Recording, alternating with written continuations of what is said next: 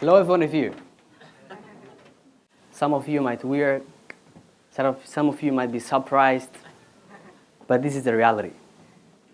Let us just imagine a country that is often described the worst place to be a woman in this world. A lawless country that is often engulfed in a conflict for decades and decades. A place where domestic violence, constant fear of rape, and cultural inferiorities are the realities of women.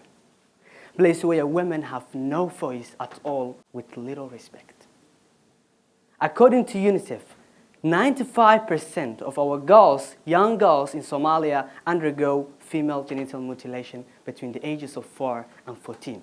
And according to Gender-Based Violence Information Management System, 2,891 incidents of gender-based violence were reported between the months of January and August in 2014 within Mogadishu alone. And that marks the highest rate of gender-based violence ever in the human history. That is the reality of country we live. In Puntland, the Attorney General declared that 128 incidents of rape only were reported late last year of 2016. And the surprising thing, which you will never think of, is that the survivors of rape are often forced to marry their rapist as a form of restitution ordered by customary court. Again, victimization by itself. And the challenges that women in Somalia bear include heavier economic responsibilities for themselves, for their children, for their parents, and in many incidents reported for their spouse. Some of them work at the houses of others as nannies for long and long hours. Some of them walk along the streets in the hot sunny day begging the people to give something to feed their children, the future of this nation we belong to. Some of them carry loads and loads of garbage in their bag when they are pregnant, and if they get little amount of money and get back to their houses, their husband is waiting to take that money away from them, not to buy food, not to buy rent, not to buy meat, not to buy camel milk, but to juqat. A basic caregiver of family, at the same time, basic source of violence to that same family. If you look back the history, the only sole reason that has been always causing the considerable increase of gender-based violence in Somalia was lack of youth participation. Back in my old days of 2015, when I was in Garowe, one day I came to visit the main hospital of that city. While I was there, I hear in the middle of that hospital the sound of ambulance. When I came out, suddenly I saw a young girl, very young girl, on the table of ICU room, intensive care unit.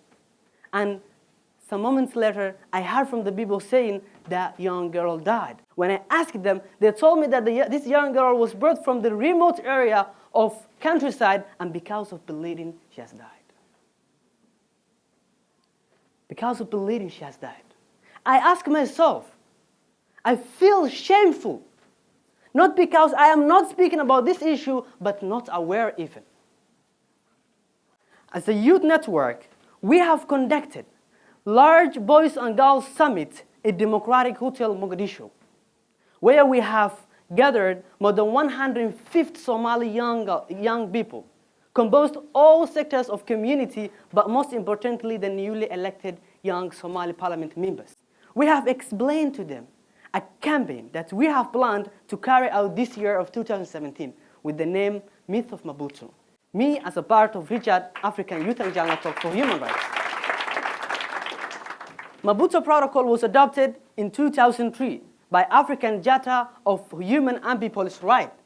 And the protocol guarantees and defines the rights of women in Africa, but most importantly, the rights of young girls. And with that regard, we need Somalia to be among the state parties of that protocol. We need that. And because of that, we need the support of our society, but most importantly, the support of our politicians. Because if we want to achieve political change and structural influence to stop or at least end this gender-based violence. As a youth network working on issues of women, we have found out that the greatest risk in women's life is not war, but giving birth. One of the most dangerous things that women in Somalia can do is to get pregnant. When she does so, the chances of her survival considerably drops day after the next. Do you know why? Because of lack of antenatal care, because of poor medical support, and because of poor infrastructure. When a mother in Somalia is due to give birth, she thinks of delivery, praying not to die within the process. We live in the 21st century. Our mothers in Somalia fearing to die because of poor medication. And our youth, surprisingly, are not speaking about it, not speaking against that. And we have found out, we have discovered that lots and lots of young Somali males are eager to participate the efforts of advocacy to end gender-based violence in Somalia, but because of lack of awareness, they don't know what to do, where to do, and when to do. And due to that reason, most of them fail to expose their concern. Just imagine. Visualize it in your mind. Receive it in your heart. Just live with that painful moment. Your mother, your sister, your daughter, your wife dying because of bleeding or because of poor medication. And you are not speaking about it. But unfortunately, even you are not aware about it. If you are a natural human being, you will feel shameful. You will feel awful because of there is totally difference between being human and a human being. There's totally different. And from the other perspective, so we have met with lots and lots of folks making excuse that this is a religious factor. We have seen it practically. We have tested the water. And as a network, to deal with that, we have carried out a campaign with the name Arwelo Campaign, where we have deeply studied